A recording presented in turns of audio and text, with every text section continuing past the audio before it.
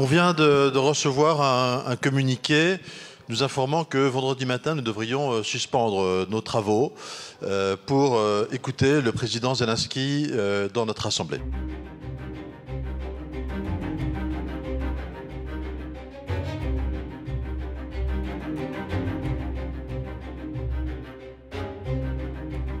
Je trouve regrettable qu'à 48 heures d'un scrutin européen, alors que la veille, le président de la République déjà s'est invité sur toutes les chaînes de télé pour tenir un discours de politique générale, nous parler d'Europe, venir parasiter ce débat européen.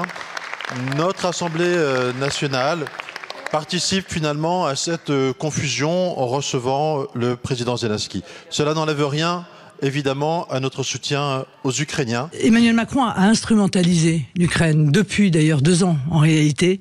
Il l'a fait pendant la campagne présidentielle. Il continue à la faire presque jusqu'à la nausée. C'est gênant. Voilà, je le dis, c'est gênant. Moi, je suis ravi d'accueillir M. Zelensky à l'Assemblée nationale. Il est le bienvenu. Mais le vendredi... Il est le bienvenu. Oui, mais bien, il est toujours le bienvenu. Mais le vendredi, c'est-à-dire quelques heures avant la fin de la campagne, le dernier jour de campagne électorale utile, au dernier moment, on a reçu un SMS pour apprendre ça hier soir. C'est une manipulation de l'opinion ?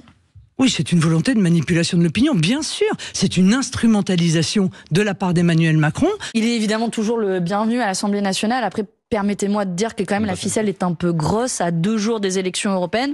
On a le président de la République qui s'invite en prime time de l'ensemble des télés et radios ce jeudi soir. Et puis ensuite, il reçoit le président Zelensky de manière exceptionnelle et à l'occasion du 6 juin qui bien sûr, mais le moment de commémoration est important, mais on peut quand même s'interroger sur le timing et la volonté d'instrumentaliser la guerre en Ukraine.